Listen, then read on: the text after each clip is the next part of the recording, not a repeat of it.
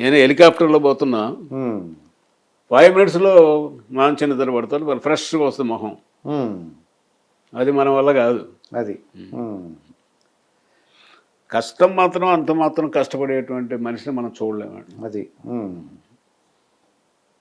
ఒక్కోసారి మనకనేది ఎందుకు ఇంత కష్టపడుతున్నాడైనా, మొగడం లేని మహారాజుగా బతికాడు, సినిమాల్లో అనుభవించని ఆనందం లేదు, రాని పేరు లేదు, డబ్బు ఉంది, అన్నీ ఉన్నాయి కదా, ఎందుకు ఇంత కష్టపడిపోతాడో అనుకుంటాం మనం కూడా. కాకపోతే ఆయన నేచర్ అలాంటిది. సార్ ఇది ఇప్పుడు ఎన్టీ రామారావు గారు తన చైతన్య రథాన్ని వాళ్ళ కొడుకు రన్ చేశారు అంటున్నారండి, హరికృష్ణ. అలాగే బాలకృష్ణతో ఎలా ఉంటాడు? తన అంటే ఈ సినిమా రంగం తన యొక్క వారసుడేమో బాలకృష్ణ అని చెప్పారండి. అలాగే సినిమా రాజకీయంగా అది అయితే సినిమా వారసుడు అయితే బాలకృష్ణ. హరికృష్ణ గురించి అసలు ఎలా మాట్లాడేవారు? ఆయన కొద్దిగా అగ్రెసివ్గా ఉన్నట్టు అనిపించేదండి మాకు చూడడానికి. అంటే హరికృష్ణ ఎప్పుడు కూడా నేను ఒక చీఫ్ మినిస్టర్ గారి కుమారుడినని, ఒక ఎన్టీఆర్ అంటే గొప్ప ఫ్యామిలీలో నేను ఒక సభ్యుడినని ఏ రోజు అతను గర్వపడటం కానీ ఆ విధంగా బిహేవ్ చేయటం కానీ ఉండేది కాదు. ఈవెన్ డ్రైవర్లతో కూడా మిగిలిన కొడుకుల కంటే కూడా డ్రైవర్లంతా అతన్ని లైక్ చేస్తారు హరికృష్ణని. ఎంత సింపుల్ మ్యాన్ అంటే నన్ను మామ అని పిలిచేవాడు. ఓకే. ఇప్పుడు చైతన్య రథం ఊరి దగ్గర పోయి ఆగుతుంది కదా, ఒక ఊరి దగ్గర ఆగినప్పుడు ఈ కార్పెట్ ఇది ఉంటుంది కదా, మన లారీల మీద కప్పేది, టార్పాలిన్, దాన్ని బండి కింద వేసుకు పడుకునేవాడు. అంటే మామూలు డ్రైవర్ లాగా లేదు, కాసేపు పిచ్చపాటి మాట్లాడుకునేవాళ్ళం. ఆయన సిగరెట్ కాల్చేవాడిని, నేను సిగరెట్ కాల్చేవాడిని. నా జేబులో ఆయన తీసుకునేవాడు, ఆయన జేబులో నేను తీసుకునేవాడిని. ఎన్టీఆర్ గొప్పతనంలో ఇది కూడా ఒకటండి. తన పిల్లల్ని ఎవరినైనా, మా పిల్లల్ని కానీ ఆడపిల్లల్ని కానీ ఎప్పుడు కూడా ఒక్కరోజు కూడా ఆయన చీఫ్ మినిస్టర్గా ఉన్న టైంలో సెక్రటేరియట్ గేట్ దాటలేదు. ఇవాళ ఎమ్మెల్యే తమ్ముడు, వాడి కొడుకు, బావమరది, ఇంకొకడు అంతా పెత్తనాలు చేసేవాళ్ళే కదా. అవునండి. ఒక్క కొడుకు కానీ ఒక కూతురు కానీ పోనీ ఆఫీసర్ తోటైనా ఏదో మాకు ఈ ట్రాన్స్ఫర్ కావాలా, మాకు తెలిసిన వాళ్ళు అది ఇదని అడిగిన సందర్భాలు లేదు. ఇక హరికృష్ణ అయితే ఇంకా చాలా సింపుల్ మ్యాన్ అనమాట. ఆయన అందరితోటి బాగుంటాడు, తనకు అసలు గర్వం లేదు. దురదృష్టం తను సొంతంగా డ్రైవ్ చేస్తూ చనిపోవడం అనేది చాలా దురదృష్టం. ఎక్స్పర్ట్ డ్రైవర్ అతను, చాలా ఎక్స్పర్ట్. చైతన్య రథాన్ని నడపడం అంటే సామాన్యం కాదు. ఒకరోజు జనాలు మామూలు రోడ్డు మీద నడపడం ఎవడని నడిపేస్తాడు, విపరీతమైన జనాలు విపరీతంగా. ఒకసారి మేము చిత్తూరు జిల్లాలో ఎలక్షన్ ముందు ప్రయాణం చేస్తున్నాం. చంద్రగిరి ఏరియా నుంచి మెయిన్ రోడ్డుకి ఎక్కి చిత్తూరు టౌన్కు పోవాలి. అక్కడ నుంచి 30 కిలోమీటర్లు ఎంతో ఉంటుంది. చిత్తూరు టౌన్కు ఒక 4-5 కిలోమీటర్ల ముందు రైల్వే అండర్ బ్రిడ్జ్ ఉంది. అండర్ బ్రిడ్జ్ ఉంది. అడిగి పోయేటప్పుడు పెద్ద ఆయనే పాపం, నర్సయ్య గారు మీరు ముందు పైలట్ కార్లో కూర్చోండి, జనం విపరీతంగా ఉంటారు, మీరైతే అదిలించుకుంటూ పోతారు అన్నారు. మా ఇన్స్పెక్టర్లు ఇద్దరిని పైన కూర్చోబెట్టాం. డిఎస్పీ పైన ఉన్నాడు. ఆ రైల్వే అండర్ బ్రిడ్జ్ దగ్గరికి వచ్చేటప్పటికి మా వాళ్ళు చెప్తూనే ఉన్నారు, సార్ రైల్వే ట్రాక్ ఉంది, తల ఉంచండి అని చెప్తున్నారు. ఈయన వంచాడు. ట్రాక్ 2 పట్టాలు ఉంటాయి కదా, ఫస్ట్ పట్టా కింద ఉంచాడు. ఆ రెండో పట్ట దాటక ముందే తల పైకి ఇచ్చాడు. పట్టుమని శబ్దం వచ్చింది. వచ్చినప్పటికి బండి ఆపాం. బ్లడ్ వస్తూ ఉంది ఇట్లా. నైట్ 8-8:30 అయింది. ఏడుపు తగులుకున్నాడు హరికృష్ణ. తన వల్లనే జరిగిందని. తను డ్రైవింగ్ చేస్తున్నాడు కదా మరి. ఎందుకు ఏడుస్తున్నావు, ఏమైంది ఇప్పుడు? నా డ్రైవింగ్లో మీకు దెబ్బ తగలటం అది. సరే కొంచెం బాధపడ్డాం. ఏదో ఒక గుడ్డ చేసేసి కట్టుకట్టాం. చిత్తూరు మీటింగ్ దగ్గరికి పోయాం. జనం ఒక 30-40 వేల మంది ఉన్నారు. ఝాన్సీ లక్ష్మణి ఆమె పోటీ చేస్తా ఉంది అక్కడ.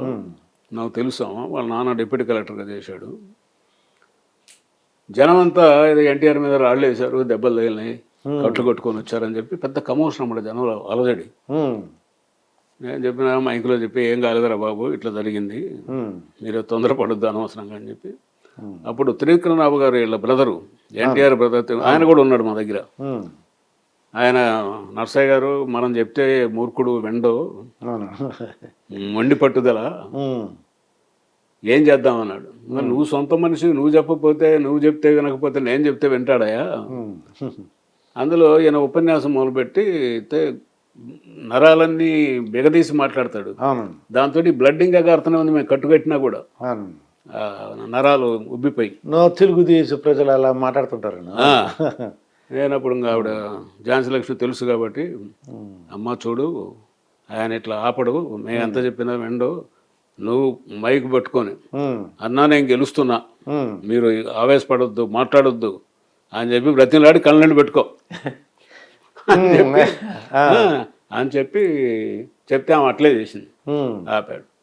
ఆపిన తర్వాత బలవంతంగా హెడ్ క్వార్టర్ హాస్పిటల్ తీసుకెళ్ళాం.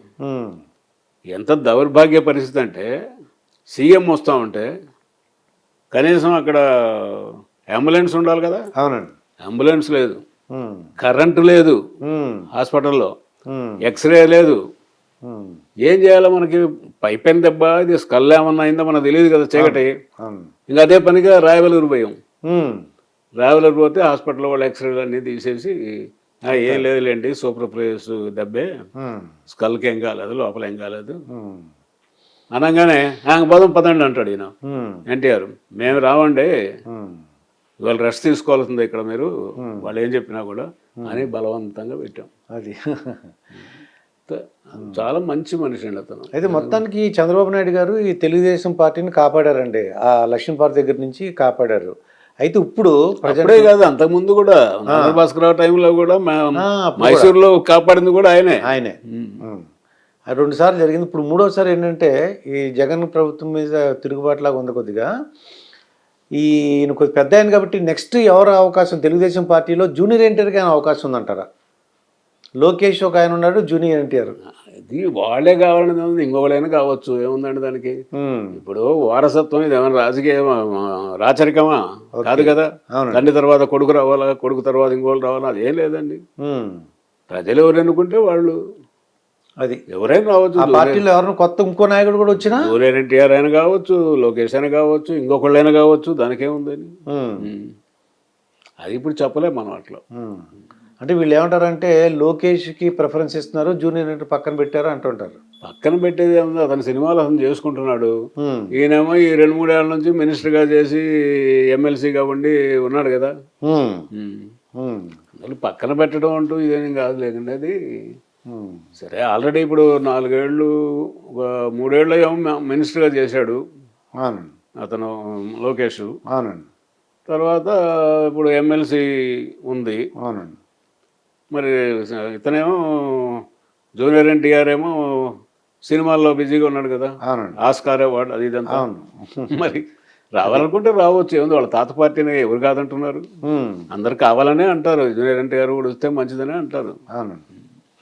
వీళ్ళు రాజకీయ నాయకులు ఏంటని కొంతమంది, వాడు వస్తే మంచి వీళ్ళు దెబ్బతింటారని, లేకపోతే వీళ్ళు ఏదో చేస్తారని. ఇప్పుడు కుచిత రాజకీయాలు అయినప్పుడు ఏం మాట్లాడతారండి. ఇప్పుడు ప్రజలు ఎన్నుకున్నప్పుడు, ఇక్కడ కూడా అంతే కదా, తెలంగాణలో కేటీఆర్ ఎందుకు రాకూడదండి? కేటీఆర్కి ఏం చదువు లేదా, తెలివి లేదా, మినిస్టర్గా బాగా చేస్తున్నాడు కదా. అందువల్ల తప్పది, అసలు ఆలోచనే తప్పు అనమాట. అంటే ఓట్లేండి, ఏంటంటే ఈ తెలుగుదేశంను జనసేన కలిస్తే కొద్దిగా టఫ్ కాంపిటీషన్ అంటున్నారు చాలామంది. అవును, అది కలవటము, తర్వాత ఓట్లు. ఇప్పుడు నాయకులు కలవటం కాదు కదా, కింద ఓట్లు కూడా పర్కులేషన్కి పోవాలి. అది వాళ్ళకి వీళ్ళు వేసుకోవడం, వీళ్ళు వాళ్ళు వేసుకోవడం జరిగితేనే అప్పుడు ఉపయోగం. అదే. మరి మీరు ఎలాగ రెస్ట్ తీసుకున్నారా, లేకపోతే ఏమైనా ఆధ్యాత్మిక కార్యక్రమాలు పాల్గొంటుంటారా? మీరేమన్నా ఇంట్లో ఏం చేస్తుంటారు ఇప్పుడండి? ఏమి లేదండి, ఏదో చిన్న చిన్న పనులు, వాళ్ళు ఫ్రెండ్స్ వాళ్ళు వస్తుంటారు. నేను మామూలుగా 5:30-6కి లేస్తాను. లేచేసి అప్పటికంటే మా మిస్సెస్కి ఈ మధ్య కొంచెం ఆరోగ్యం సరిగ్గా అవుతాం, కొద్దిగా లేట్కి లేస్తాయి 7-7:30కి. ఓకే. కాఫీ పెట్టుకొని కాఫీ తాగేసి ఒక అరగంట యోగా చేస్తాను.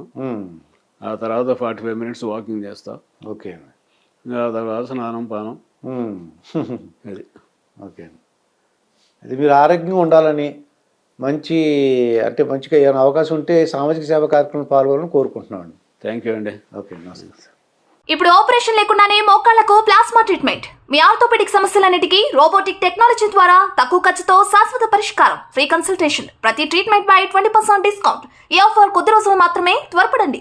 V9 hospitals 9281465842.